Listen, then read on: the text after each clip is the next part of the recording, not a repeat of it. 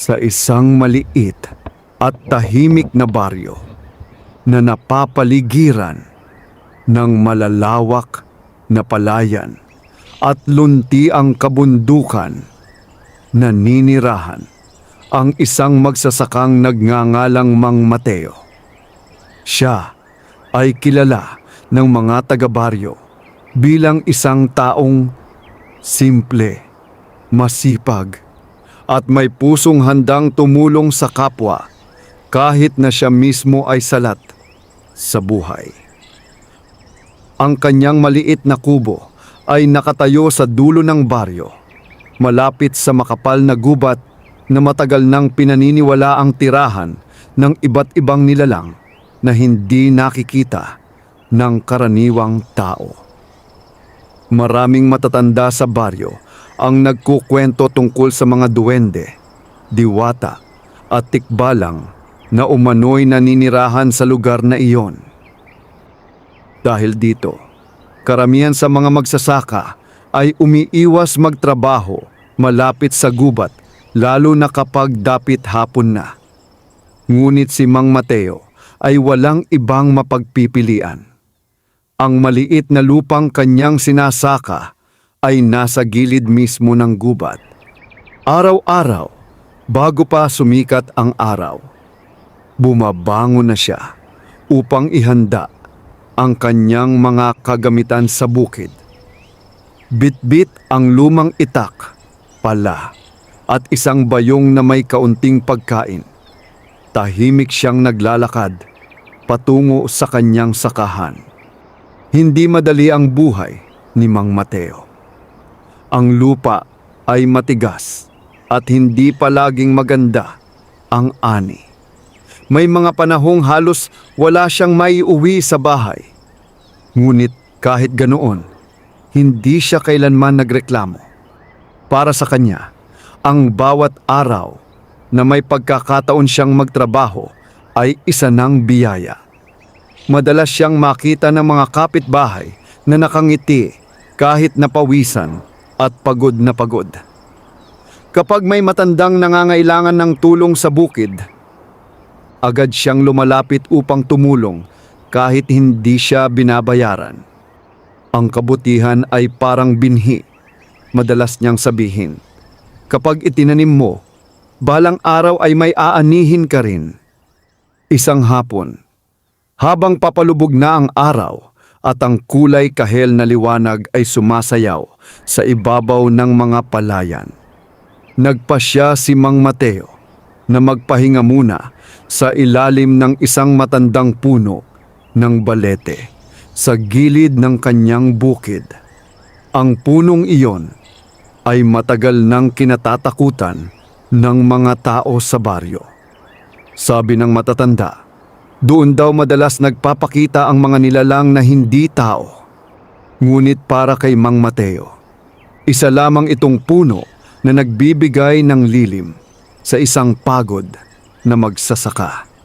Habang siya ay umiinom ng tubig mula sa kanyang lumang banga, napansin niyang tila kakaiba ang katahimikan ng paligid. Ang hangin ay halos hindi gumagalaw. Ang mga ibon na karaniwang nag-iingay sa dapit hapon ay tila biglang nawala. At doon niya narinig ang isang mahina, ngunit malinaw na tunog. Parang isang nilalang na nasasaktan. Napatayo si Mang Mateo at dahan-dahang lumingon sa direksyon ng gubat. Sa una ay inisip niyang baka isa lamang itong ligaw na hayop na nasugatan. Ngunit habang siya ay papalapit sa makapal na damuhan, mas lalong lumalakas ang kakaibang tunog. May halong ungol at mabigat na paghinga. Bahagyang kumabog ang dibdib ni Mang Mateo. Hindi siya duwag, ngunit alam niyang may mga bagay sa mundo na hindi kayang ipaliwanag ng karaniwang isip ng tao. Gayunpaman, nanaig pa rin ang kanyang malasakit. Dahan-dahan niyang hinawi ang mga damo. At doon niya nakita ang isang nilalang na kailanman ay hindi pa niya nakita sa buong buhay niya. Isang tikbalang. Matangkad ang nilalang na parang tao, ngunit ang ulo at mga paa ay tulad ng sa kabayo. Ang katawan nito ay natatakpan ng maitim at makapal na balahibo. Ngunit ang higit na nakakuha ng pansin ni Mang Mateo ay ang kalagayan nito. Ang tikbalang ay sugatan. May malalim na hiwa sa paa nito at tila hirap na hirap itong gumalaw. Ang lupa sa paligid ay may bakas ng dugo. Sandaling napatigil si Mang Mateo. Maraming kwento siyang narinig tungkol sa mga tikbalang. Sabi ng mga matatanda, ang mga ito raw ay mapanlinlang at mahilig magligaw ng mga tao sa gubat. Ang iba na may nagsasabing maaari silang maging mapanganib kapag ginulo. Ngunit sa harap niya ngayon ay hindi isang halimaw, kundi isang nilalang na nasasaktan. Nagtagpo ang kanilang mga mata. Sa halip na galit o bangis, ang nakita ni Mang Mateo sa mga mata ng tikbalang ay tila paghingi ng tulong. Huminga siya ng malalim. "Mukhang kailangan mo ng tulong," mahinahon niyang sabi. Hindi gumalaw ang tikbalang, ngunit hindi rin ito umatake. Dahan-dahang lumapit si Mang Mateo. Inilapag niya ang kanyang bayong at kumuha ng malinis na piraso ng tela na karaniwan niya ginagamit sa bukid. Sinuri niya ang sugat ng nilalang. Malalim ito at tila galing sa matalim na patalim o bitag.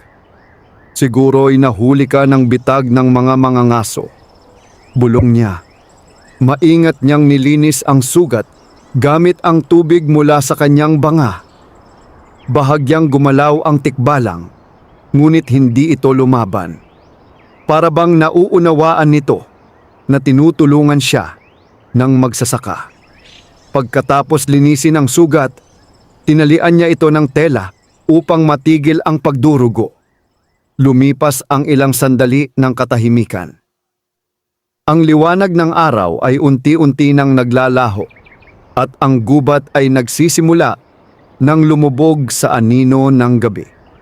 Tumayo si Mang Mateo at pinagmasdan ang tikbalang. "Hindi ka pa makakalakad ng maayos," sabi niya. "Pero gagaling din yan." Sa kanyang pagtataka, tila bahagyang yumuko ang tikbalang. Parang isang tahimik na pasasalamat. Hindi na nagtagal si Mang Mateo. Alam niyang delikado na ang manatili sa gubat kapag gabi na. Kinuha niya ang kanyang bayong at mga kagamitan. Bago siya umalis, muli niyang tiningnan ang nilalang. "Ingat ka," sabi niya. Pagkatapos ay naglakad na siya pauwi. Habang siya ay papalayo, hindi niya alam na ang gabing iyon ang magiging simula ng isang pangyayaring magbabago sa kanyang buhay magpakailanman. Sa loob ng makapal na gubat, ang sugatang tikbalang ay patuloy na nakatingin sa papalayong magsasaka. At sa mga mata nito ay tila may lihim na pangako. Isang gantimpala para sa kabutihang ipinakita ng isang simpleng tao. Maagang nagising si Mang Mateo kinabukasan. Tulad ng nakasanayan niya, bumangon siya bago pa sumikat ang araw. Tahimik ang kanyang maliit na kubo at ang malamig na simoy ng hangin mula sa bukirin ay pumapasok sa mga siwang ng dingding na kawayan. Nag-init siya ng kaunting tubig at kumain ng simpleng almusal. Isang pirasong tinapay at kaunting kape. Habang kumakain, hindi maiwasan ng kanyang isip na balikan ang nangyari noong nakaraang gabi. Ang sugatang tikbalang. Sa tagal niyang nabubuhay, maraming kwento na siyang narinig tungkol sa mga nilalang ng gubat, ngunit hindi niya kailanman inakalang makikita niya ang isa sa sariling mga mata. "Baka panaginip lamang iyon," mahina niyang bulong sa sarili.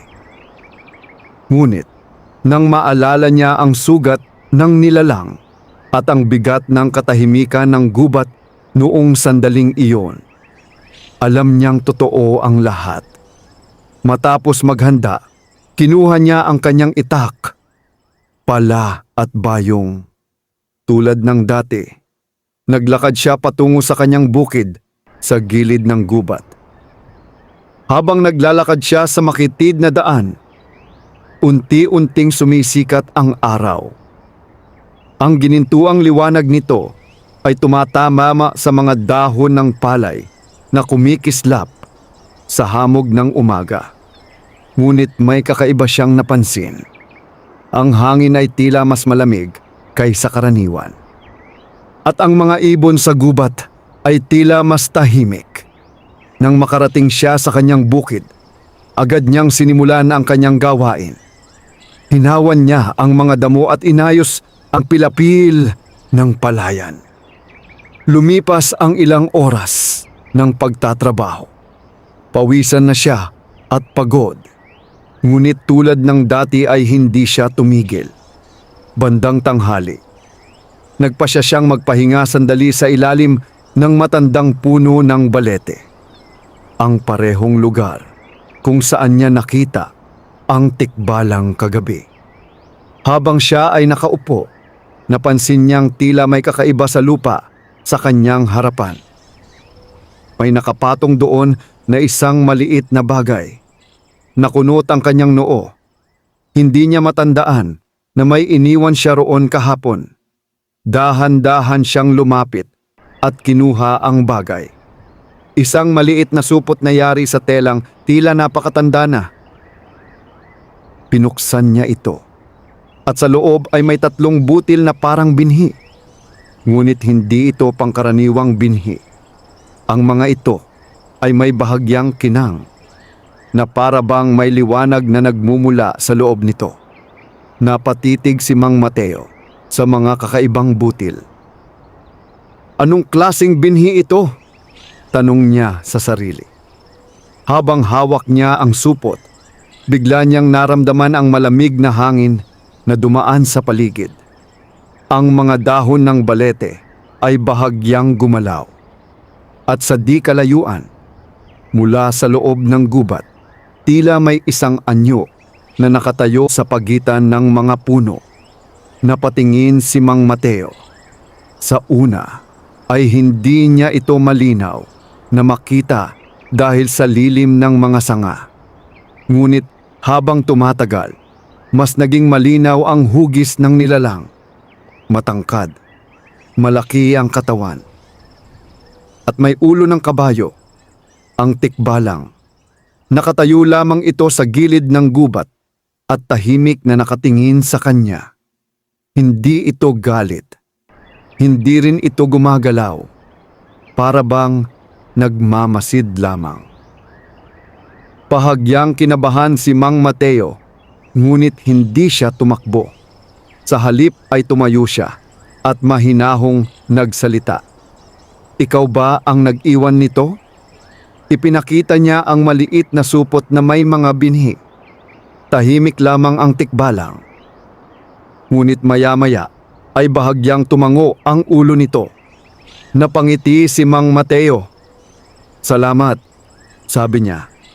Sandaling nagtagpo ang kanilang mga mata. Pagkatapos ay dahan-dahang umatras ang tikbalang papasok muli sa makapal na gubat hanggang sa tuluyan na itong nawala sa paningin. Nanatiling nakatayo si Mang Mateo habang hawak ang supot. Hindi niya lubos na maipaliwanag ang kanyang nararamdaman. May halong pagtataka at pagkamangha. Bumalik siya sa ilalim ng balete at muling sinuri ang mga kakaibang binhi. 3 lamang ang mga ito, ngunit tila kakaiba ang kanilang anyo. Para bang hindi ito galing sa karaniwang halaman. Nag-isip siya sandali. Sa wakas, ay nagpasya siyang itanim ang mga ito sa maliit na bahagi ng kanyang lupa. Kung anuman ang mga ito, baka sakaling may magandang maidulot.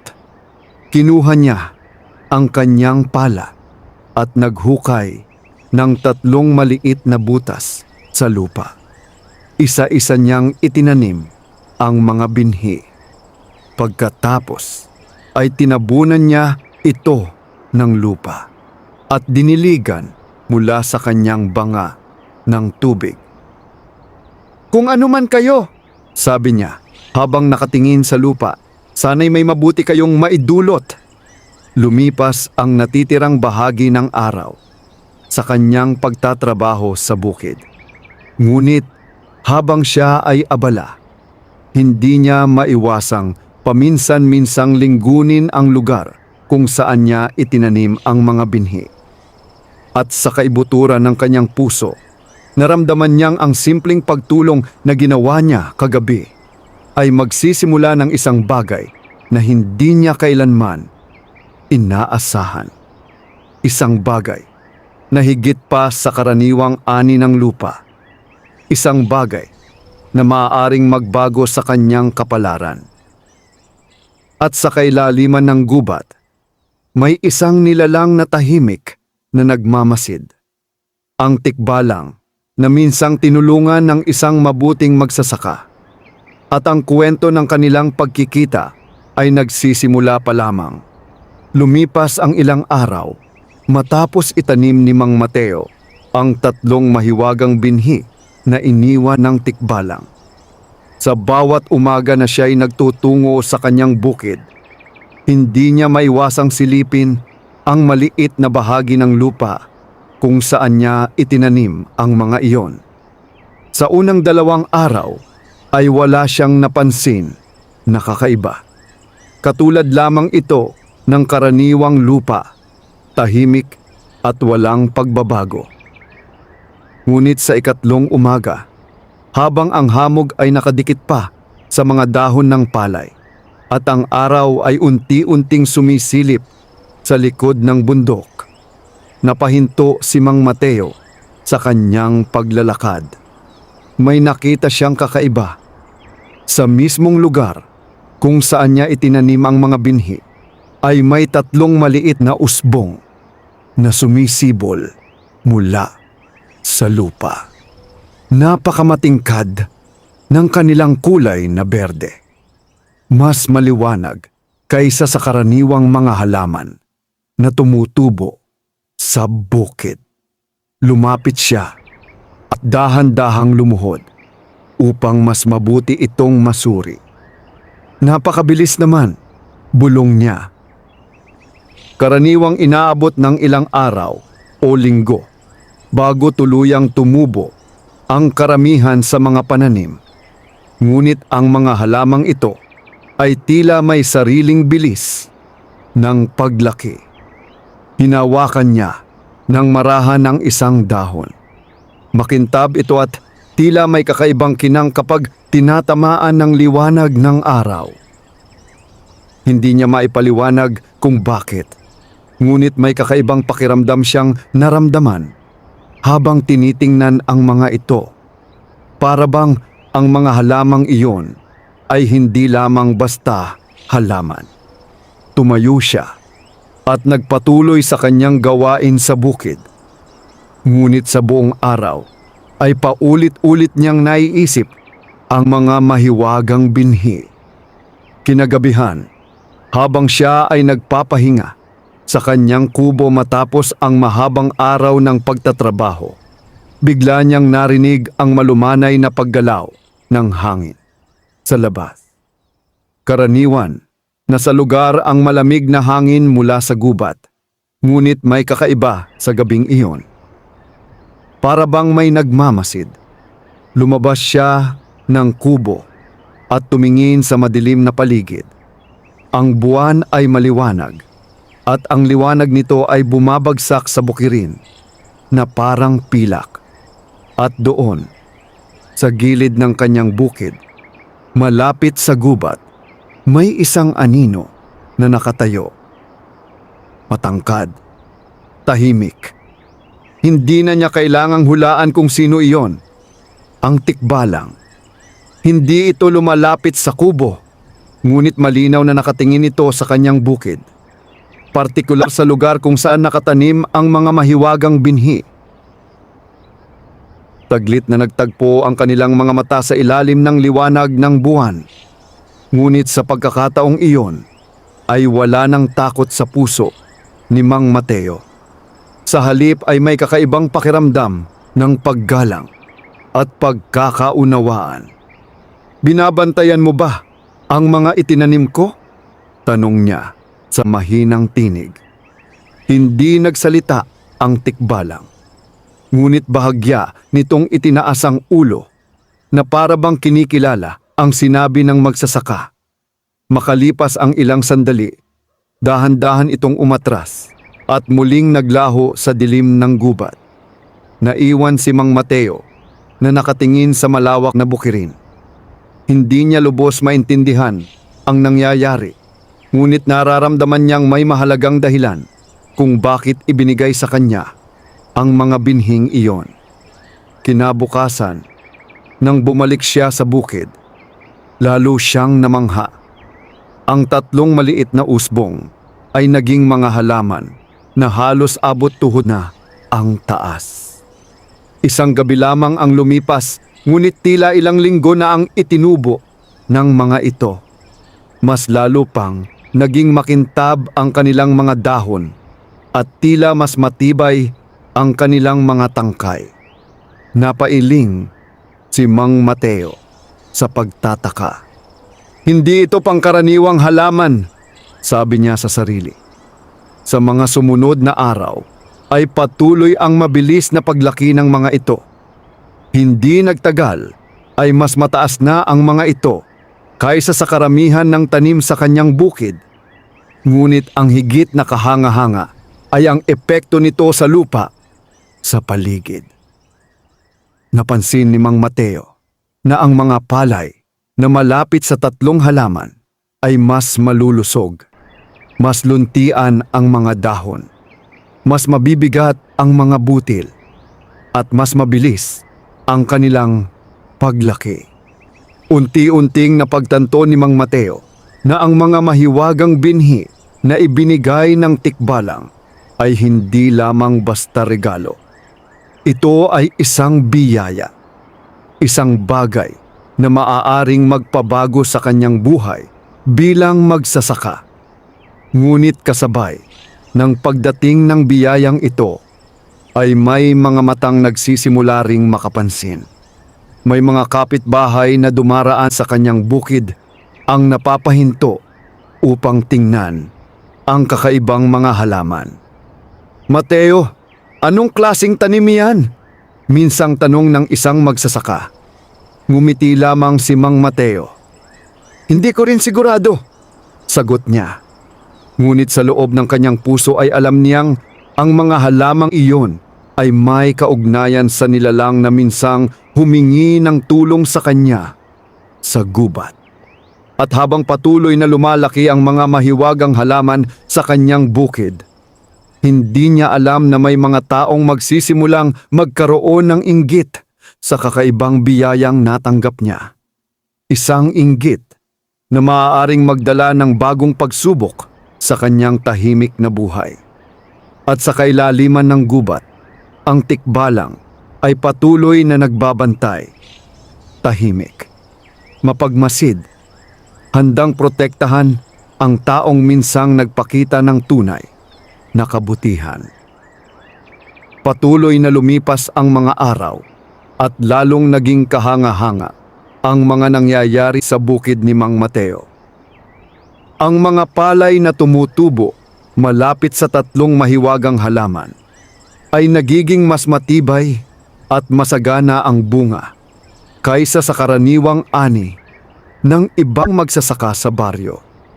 Habang ang ibang bukid ay may mga bahagi na nalalanta o kulang sa ani, ang bukid ni Mang Mateo ay tila lalong sumisigla. Ang mga tangkay ng palay ay mas matibay, ang mga dahon ay mas luntian, at ang mga butil ay mas mabigat kapag hinog na. Hindi nagtagal ay napansin ito ng maraming tao sa baryo. Tuwing may dumaraan sa kanyang bukid, hindi maiwasang tumigil ng mga magsasaka upang pagmasdan ang kakaibang tanim. "Mateo, parang mas maganda yata ang ani mo ngayong taon," sabi ng isang kapitbahay. Parang doble ang kapal ng mga palay mo. Dagdag pa ng isa. Ngumingiti lamang si Mang Mateo sa kanilang mga komento. Siguro'y naging mabait lang ang lupa, sagot niya ng payak. Ngunit hindi lahat ng nakakapansin sa kanyang bukid ay may mabuting hangarin.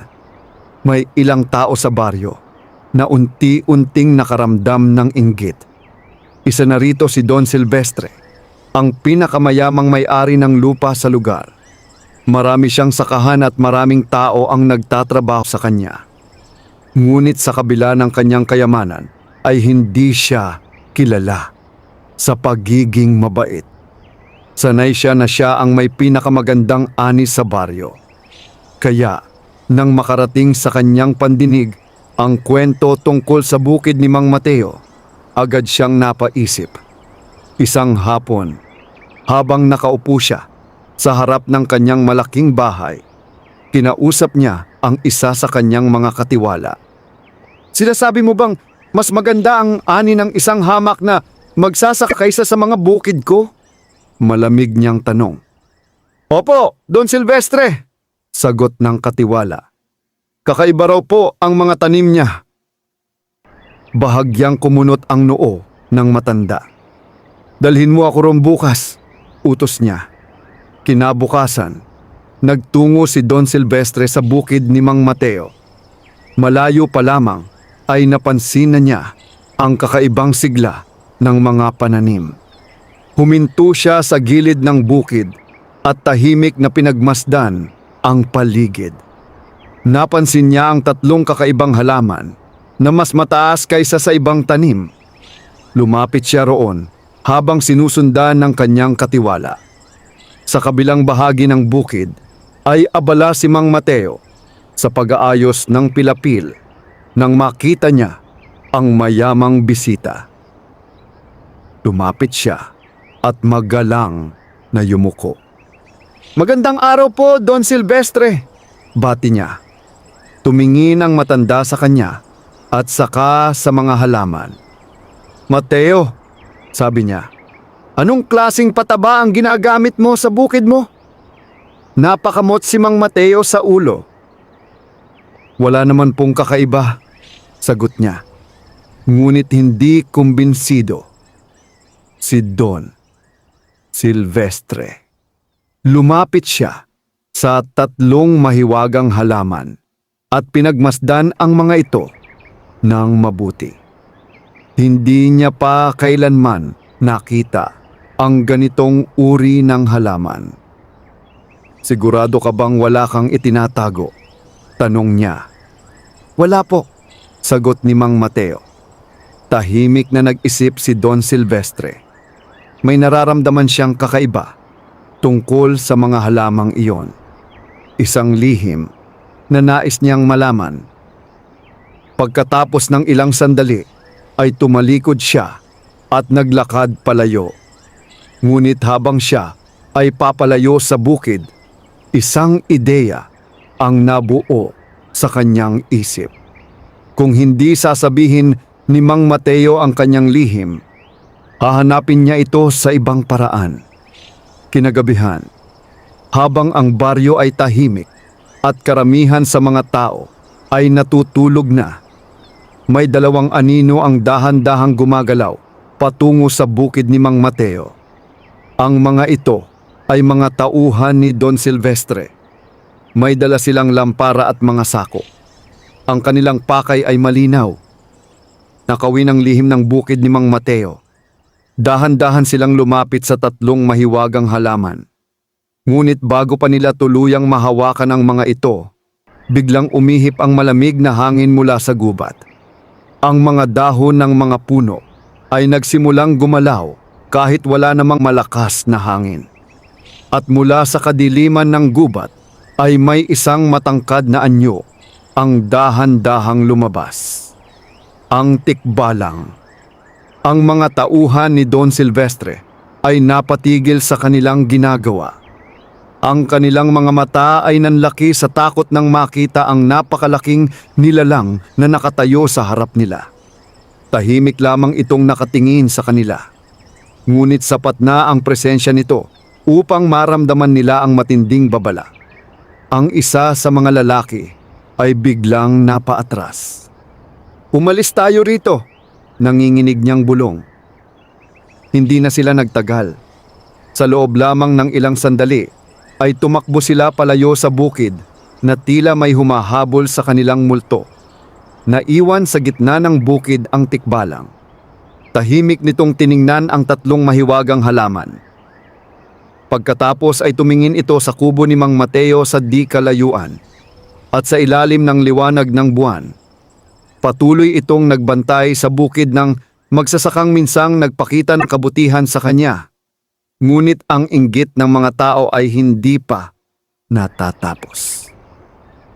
At si Don Silvestre ay hindi madaling susuko sa paghahanap ng lihim na magpapayaman sa kanya.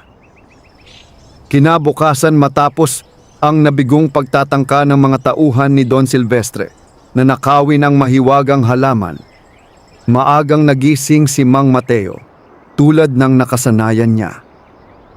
Tahimik pa ang baryo at ang manipis na ulap ng hamog ay nakabalot sa mga palayan habang papasikat pa lamang ang araw. Kinuha niya ang kanyang mga kagamitan at naglakad patungo sa kanyang bukid.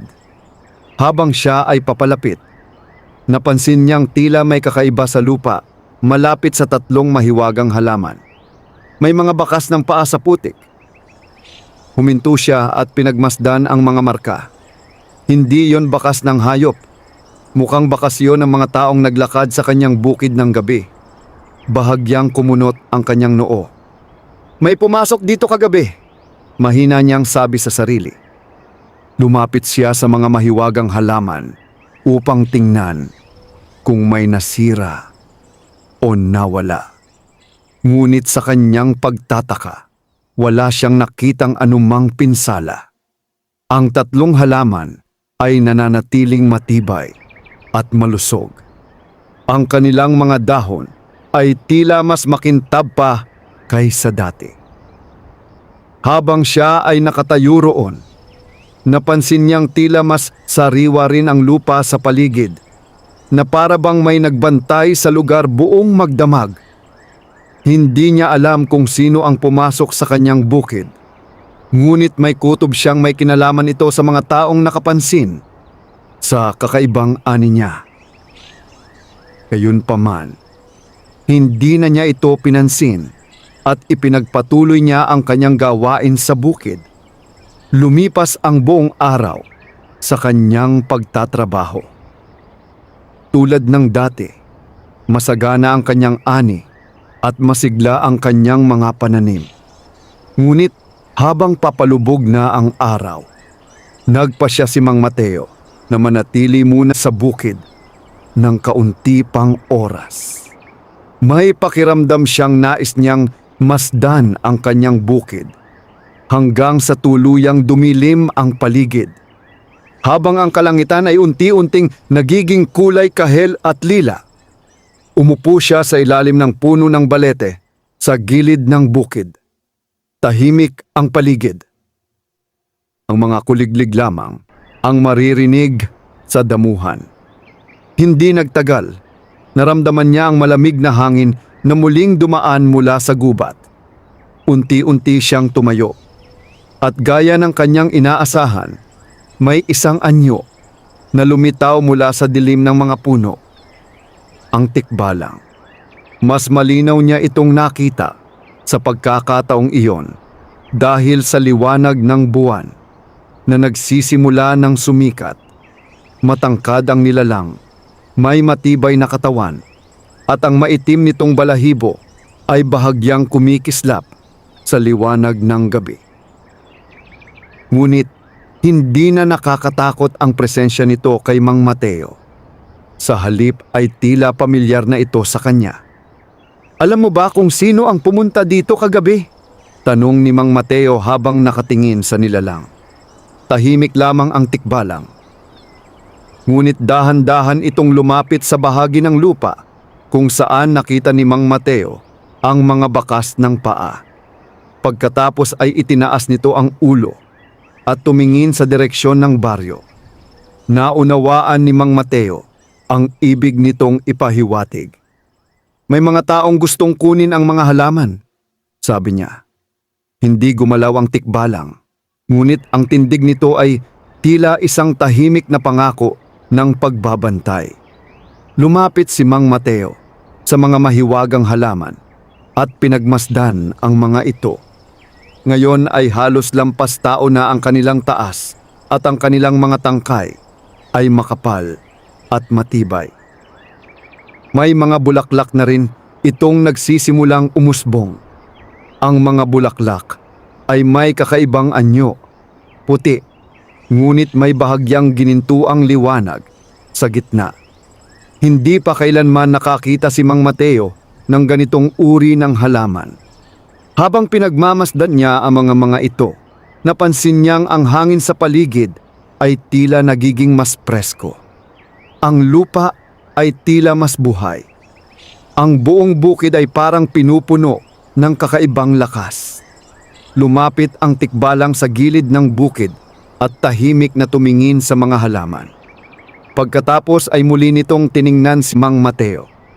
Sa sandaling iyon, tila may naunawaan si Mang Mateo na hindi kailangang sabihin ng mga salita.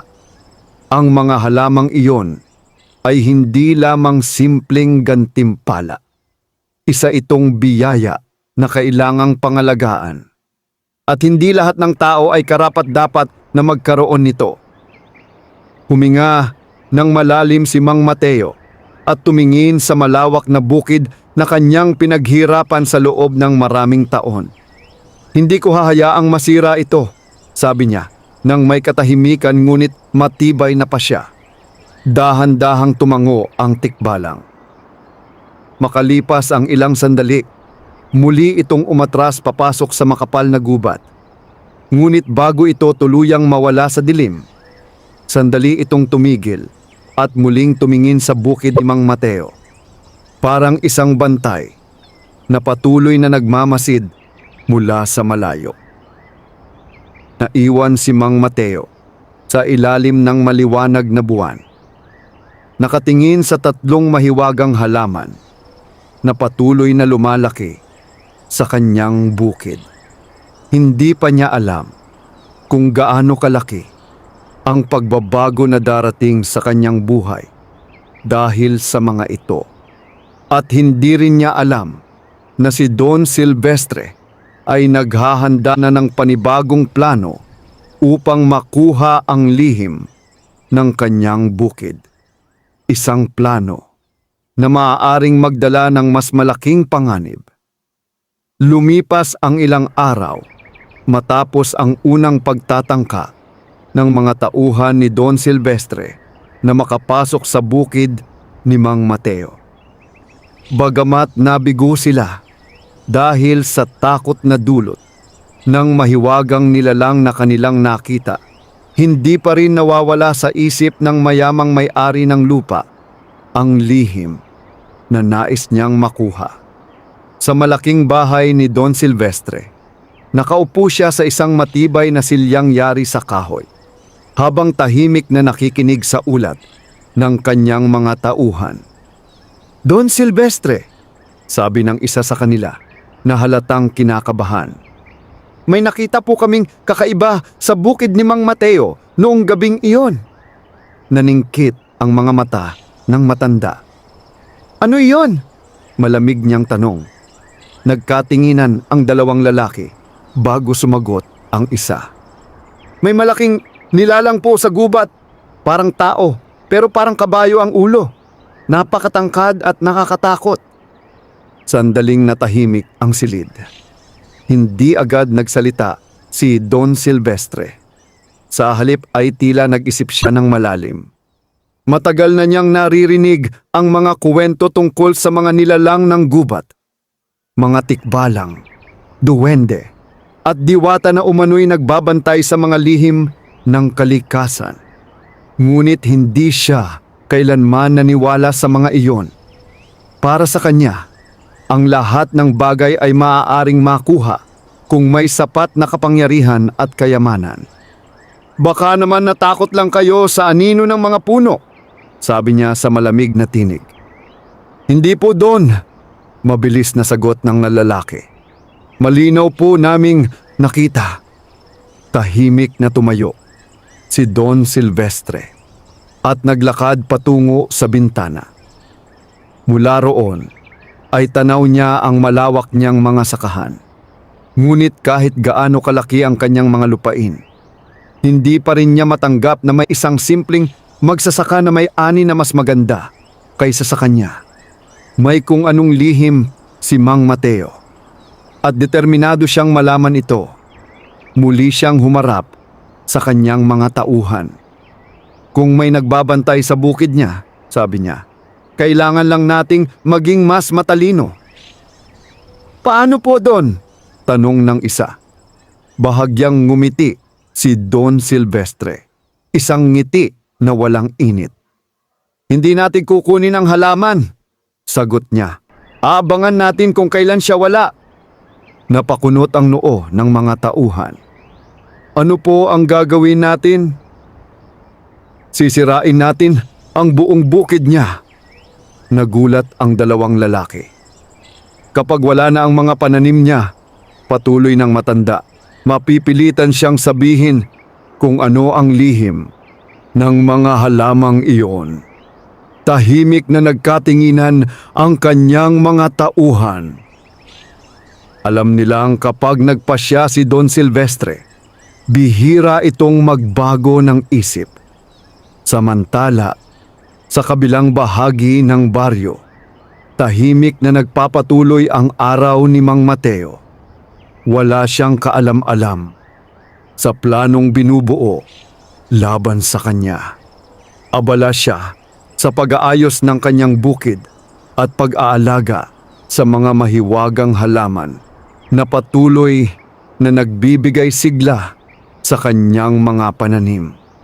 Sa bawat araw na lumilipas, mas lalo niyang napapansin ang epekto ng mga ito. Hindi lamang sa kanyang bukid, pati sa kanyang sarili. Mas gumagaan ang kanyang pakiramdam habang nagtatrabaho. Ang pagod ay tila hindi kasing bigat ng dati at ang lupa ay tila mas madaling alagaan. Isang hapon, habang siya ay nagdidilig ng mga halaman, napansin niyang may ilang bata mula sa baryo ang nakatayo sa gilid ng kanyang bukid. Tahimik silang nakatingin sa kanyang mga tanim. Lumapit siya at ngumiti. Magandang hapon, bati niya. Nahiyang ngumiti ang mga bata. Ang ganda po ng mga tanim ninyo, Mang Mateo, sabi ng isa. Mas malaki po kaysa sa tanim ng tatay ko, dagdag ng isa pa. Napatawa ng mahina si Mang Mateo. Ang mahalaga ay magtanim tayo ng mabuti at magtiyaga, sagot niya. Matagal na niyang alam na ang buhay ng magsasaka ay puno ng pagsubok. Ngunit sa kauna-unahang pagkakataon, pakiramdam niya ay may isang biyaya na dumating sa kanyang buhay. Isang biyayang hindi niya hiniling ngunit kusang dumating dahil sa isang simpleng kabutihan. Habang papalubog ang araw at ang mga bata ay pauwi na sa baryo, muling naramdaman ni Mang Mateo ang malamig na hangin mula sa gubat. Napalingon siya sa direksyon ng mga puno. Sa pagitan ng mga anino, muli niyang nakita ang tikbalang na tahimik na nakatayo. Parang isang bantay. Isang nilalang na patuloy na nagmamasid sa bukid na minsan niyang tinulungan. Ngunit kahit may nagbabantay sa bukid ni Mang Mateo, may paparating na pagsubok na hindi niya inaasahan. At sa pagkakataong iyon, hindi lamang ang mga mahiwagang halaman ang malalagay sa panganib, kundi pati ang kanyang kabuhayan. Isang gabi na walang buwan ang dumating sa baryo. Makapal ang ulap sa kalangitan at ang paligid ay halos balot ng kadiliman.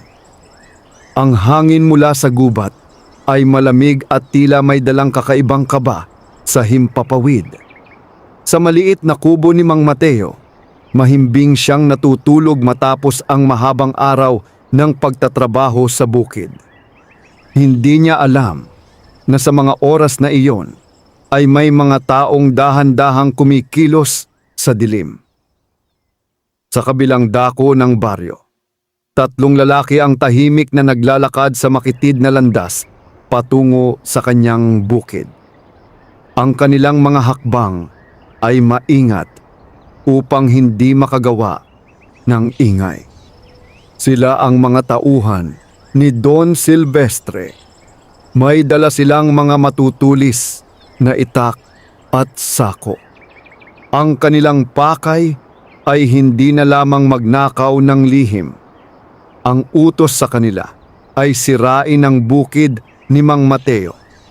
Habang papalapit sila sa sakahan, mas lalo silang nagiging maingat.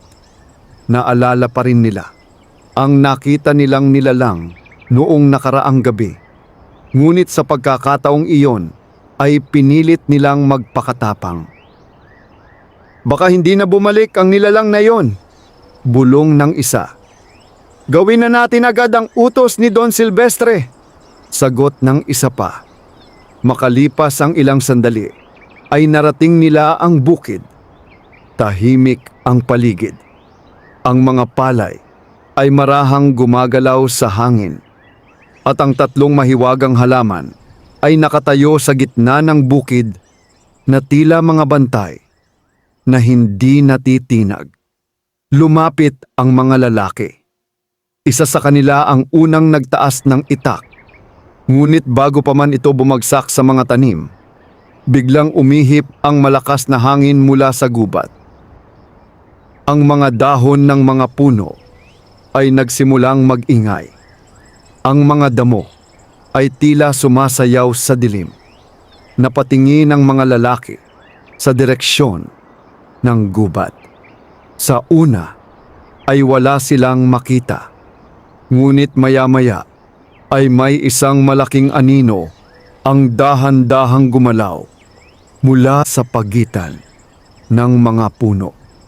Unti-unti itong lumapit hanggang sa tuluyan nilang makita ang matangkad na anyo, ang tikbalang.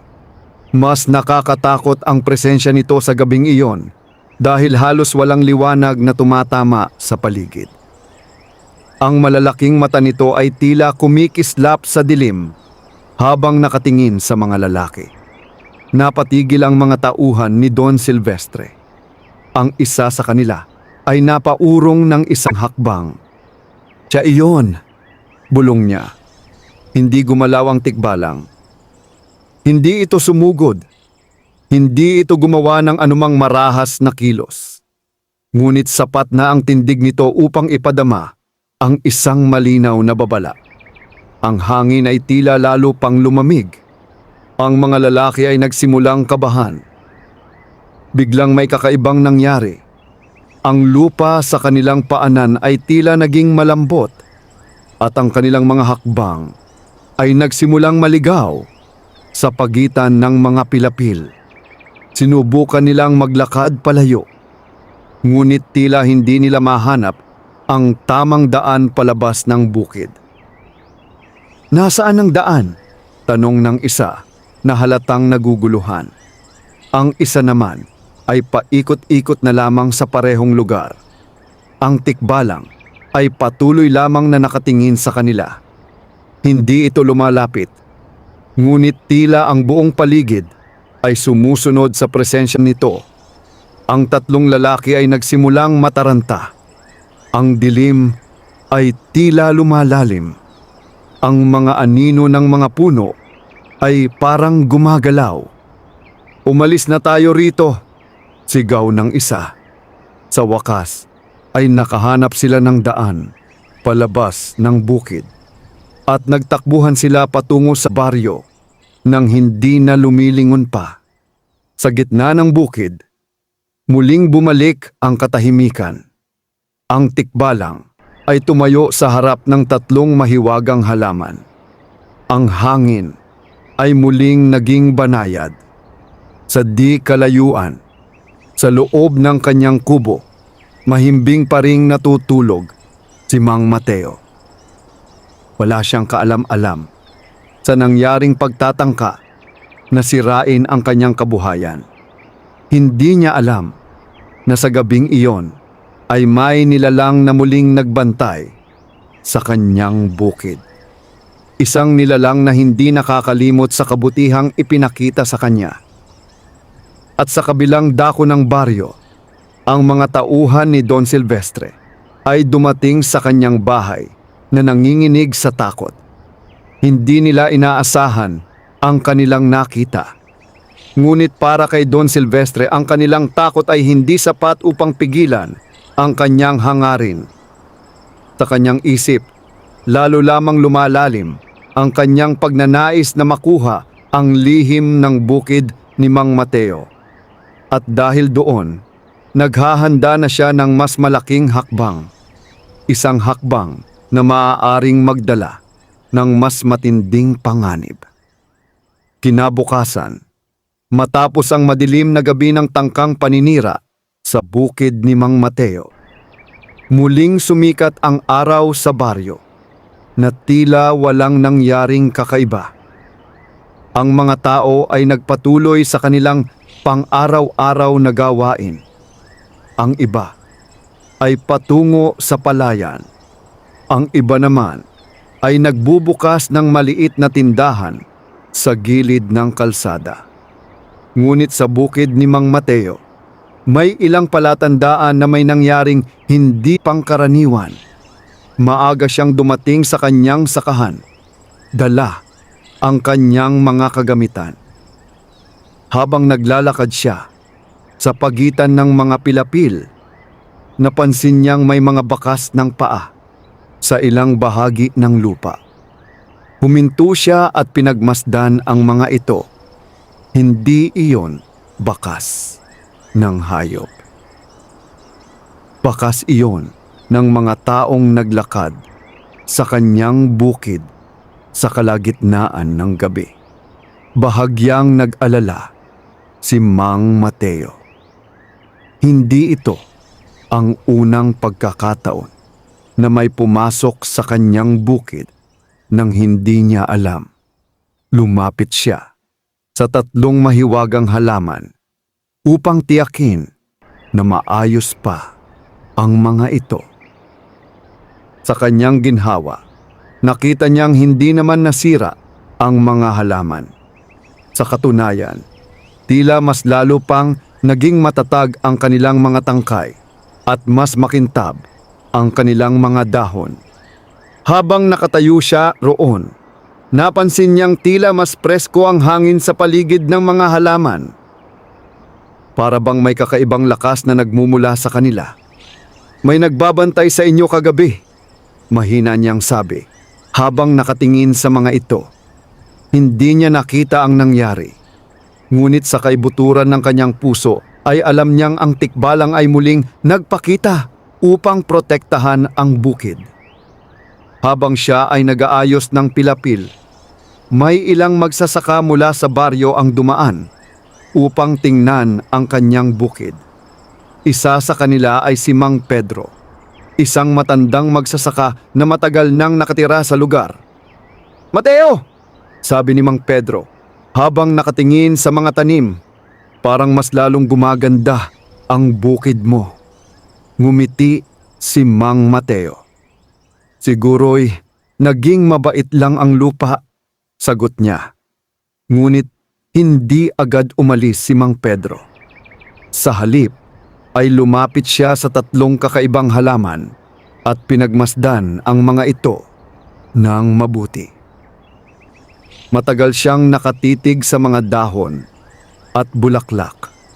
Pagkatapos ay tumingin siya kay Mang Mateo. "Hindi pangkaraniwang halaman ang mga ito," sabi niya sa mababang tinig.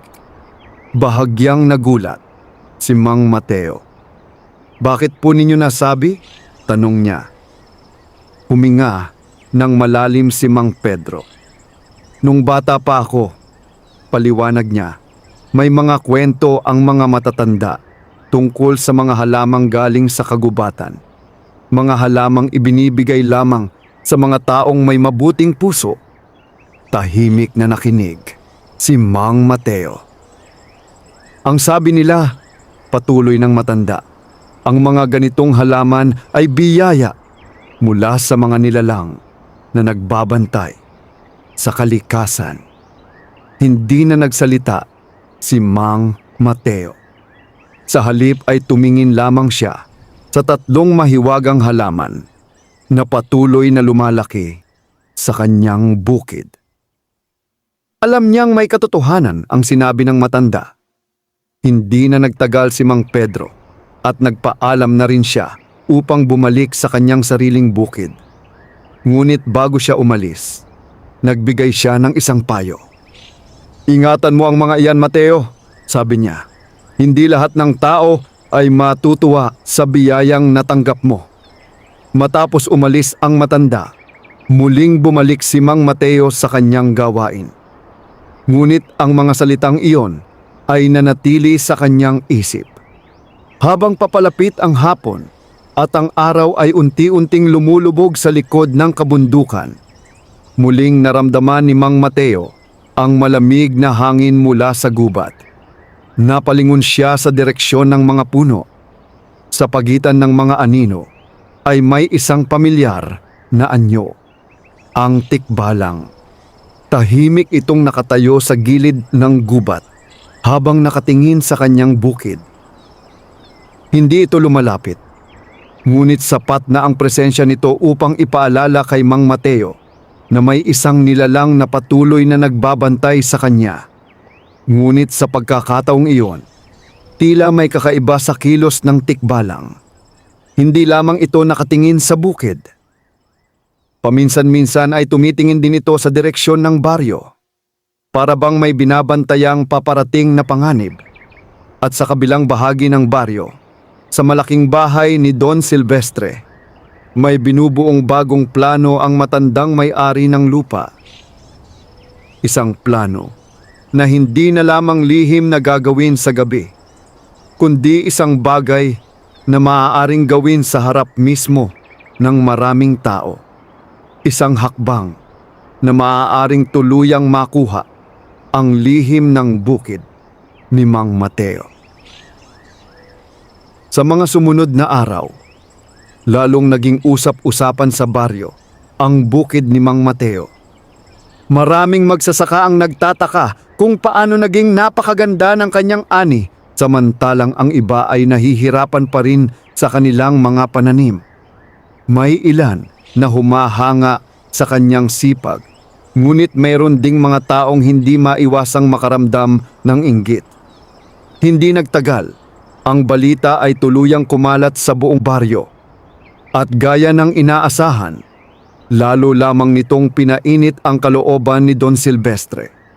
Isang umaga, habang abala ang mga tao sa kanilang mga gawain, may isang balitang kumalat na agad, nagpatawag ng pansin sa lahat. Magpupulong daw ang mga magsasaka sa gitna ng baryo. Ang nag-anyaya ay si Don Silvestre. Nagtaka ang maraming tao kung bakit niya ito ginawa. Ngunit karamihan ay nagpunta pa rin dahil bihira siyang magtipon ng mga tao ng ganito. Nang dumating si Mang Mateo sa lugar ng pagpupulong, nakita niya ang maraming magsasaka na nakatayo sa paligid ng lumang punong mangga sa gitna ng baryo. Sa harapan nila ay nakatayo si Don Silvestre, kasama ang ilan sa kanyang mga katiwala. Tahimik na naghintay ang mga tao habang ang mayamang matanda ay tumingin sa kanila. Maya-maya ay nagsalita siya. "Alam kong napapansin ninyong lahat ang nangyayari sa baryo nitong mga nakaraang linggo," sabi niya sa malakas, ngunit malamig na tinig. Nagkatinginan ang mga tao.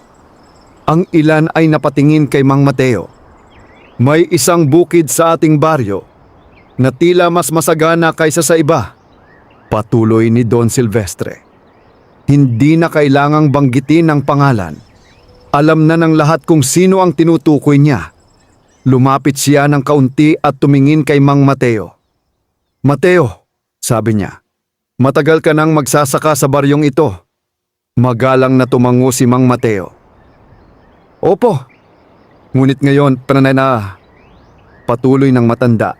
"Bigla na lamang naging napakaganda ng iyong ani. Mas maganda pa kaysa sa mga bukid na mas malalaki at mas maraming tao ang nag-aalaga." Tahimik lamang si Mang Mateo. Hindi niya alam kung saan patutungo ang usapan. "Kung may alam kang paraan na makakatulong sa lahat ng magsasaka," sabi ni Don Silvestre, "nararapat lamang na ibahagi mo ito sa baryo." Nagkaroon ng mahinang bulungan ang mga tao. May ilan na sumasang-ayon, ngunit mayroon ding mga tahimik lamang na nagmamasid. Huminga ng malalim si Mang Mateo bago sumagot. "Ang alam ko lamang po ay magtanim ng maayos at alagaan ng lupa," mahinahon niyang sabi. Ngunit hindi nasiyahan si Don Silvestre sa sagot na iyon. Lumapit siya ng kaunti. "Kung ganoon," sabi niya, "handa ka bang patunayan na walang lihim sa iyong bukid?" Napakunot ang noo ni Mang Mateo. "Paano po?" Ngumiti ng bahagya si Don Silvestre. "Magkaroon tayo ng paligsahan sa ani. Napatigil ang mga tao sa paligid. 1 buwan mula ngayon," patuloy niya, "mag-aani ang lahat ng magsasaka sa baryo. Ihahambing natin kung sino ang may pinakamagandang ani." Naging mas tahimik ang paligid.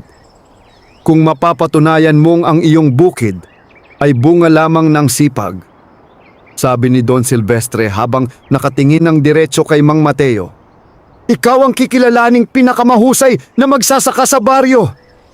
Bahagyang nag-isip si Mang Mateo. Para sa kanya, hindi mahalaga ang pagkilala. Ngunit naramdaman niyang ang pagtanggi ay maaaring magdulot ng mas maraming problema. Sa wakas ay tumango siya. "Kung iyon po ang nais ninyo," sagot niya. Nagkaroon ng murmur sa mga tao. Ngunit sa likod ng malamig na ngiti ni Don Silvestre ay may lihim na plano. Hindi niya inaasahan na matatalo siya ng isang simpleng magsasaka. At sa loob ng 1 buwan na iyon, balak niyang tiyakin na ang bukid ni Mang Mateo ay hindi mananalo. Habang ang mga tao ay nagsisimula ng maghiwa-hiwalay matapos ang pagpupulong, tahimik na umuwi si Mang Mateo patungo sa kanyang bukid. Habang siya ay naglalakad sa gilid ng gubat, muling umihip ang malamig na hangin mula sa mga puno. Napalingon siya.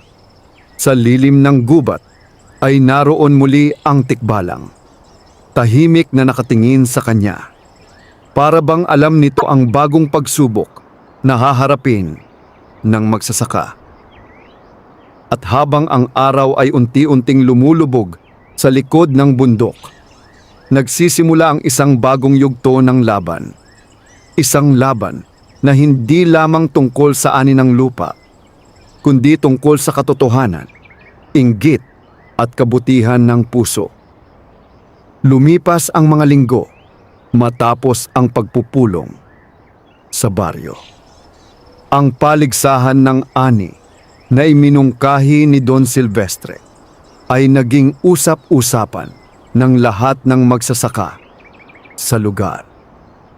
Marami ang nagsikap ng higit sa karaniwan upang mapaganda ang kanilang mga pananim. Sa bawat bukid ay makikita ang mga magsasakang maagang bumabangon at gabi nang umuuwi. Ang ilan ay nagdagdag ng pataba, ang iba naman ay mas maingat sa pagdidilig at pag-aalaga sa kanilang mga tanim. Ngunit sa bukid ni Mang Mateo, nanatiling simple ang kanyang gawain. Hindi siya nagbago ng paraan ng pagtatanim. Patuloy lamang niyang inaalagaan ang lupa tulad ng dati. May tiyaga, sipag at pasasalamat. Ang tatlong mahiwagang halaman sa gitna ng kanyang bukid ay lalo pang lumaki. Ang kanilang mga tangkay ay matibay at ang mga bulaklak na may bahagyang ginintuang liwanag ay nagsimulang magbunga ng mga kakaibang prutas na tila kumikislap sa sikat ng araw. Sa paligid ng mga ito, ang mga palay ay lalong naging masagana.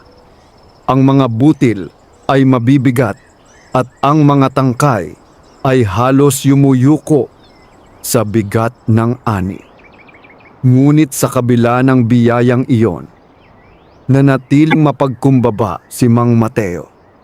Hindi niya ipinagyayabang ang kanyang bukid at hindi rin niya pinapansin ang mga bulong ng mga taong nagtataka sa kanyang tagumpay. Isang hapon, habang papalapit na ang araw ng pag-aani, dumalaw sa kanya si Mang Pedro.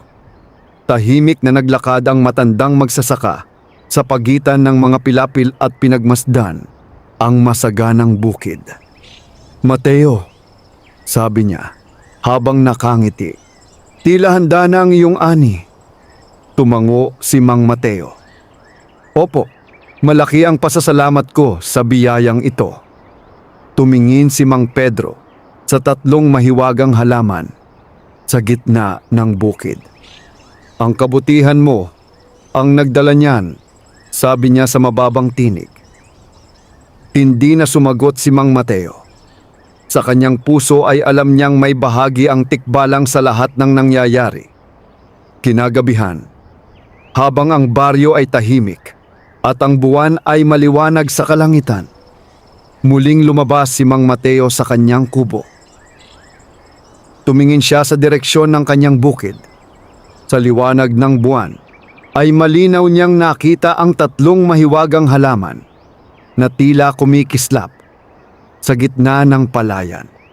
At gaya ng mga nakaraang gabi, may isang anino na nakatayo sa gilid ng gubat. Ang tikbalang. Tahimik itong nakamasid sa bukid. Lumapit si Mang Mateo sa hangganan ng kanyang lupa at tumingin sa nilalang. "Malapit na ang pag-aani," sabi niya ng mahina. Hindi nagsalita ang tikbalang, ngunit ang presensya nito ay tila puno ng katahimikan at pag-unawa. "Kung hindi dahil sa iyo," patuloy ni Mang Mateo, "hindi ko matatanggap ang biyayang ito." Sandaling nagtagpo ang kanilang mga mata sa ilalim ng liwanag ng buwan. At sa pagkakataong iyon, bahagyang yumuko ang tikbalang. Parang isang tahimik na pagkilala sa kabutihang ipinakita ng magsasaka noong araw na tinulungan niya ito sa gubat. Makalipas ang ilang sandali, dahan-dahang umatras ang nilalang papasok sa dilim ng kagubatan. Ngunit bago ito tuluyang mawala sa paningin, sandali itong tumigil at muling tumingin sa bukid ni Mang Mateo. Parang isang bantay na nasisiyahan sa bunga ng kabutihan. Dumating ang araw ng pag-aani. Maagang nagtipon ang mga magsasaka sa baryo upang ihambing ang kanilang mga ani. Ang mga sako ng palay ay inilagay sa gitna ng plaza upang makita ng lahat. Isa-isang ipinakita ng bawat magsasaka ang bunga ng kanilang paghihirap. May mga ani na maganda, may mga katamtaman lamang. Ngunit nang dumating ang ani ni Mang Mateo, nagulat ang lahat. Ang kanyang mga sako ng palay ay mas marami at mas mabibigat kaysa sa karamihan. Ang mga butil ay malalaki at makikinis. Nagkaroon ng bulungan sa mga tao. Maging ang ilang matatandang magsasaka ay napailing sa paghanga. Tahimik na nakatayo si Don Silvestre habang pinagmamasdan ang mga ani. Sa kabila ng kanyang pagdududa at mga plano, hindi niya maitatanggi ang nakikita ng kanyang mga mata. Ang bukid ni Mang Mateo ang may pinakamagandang ani. Sa harap ng lahat ng tao sa baryo, napilitan siyang magsalita. Ang nanalo sa paligsahan ng ani ay si Mang Mateo. Nagpalakpakan ng ilang magsasaka.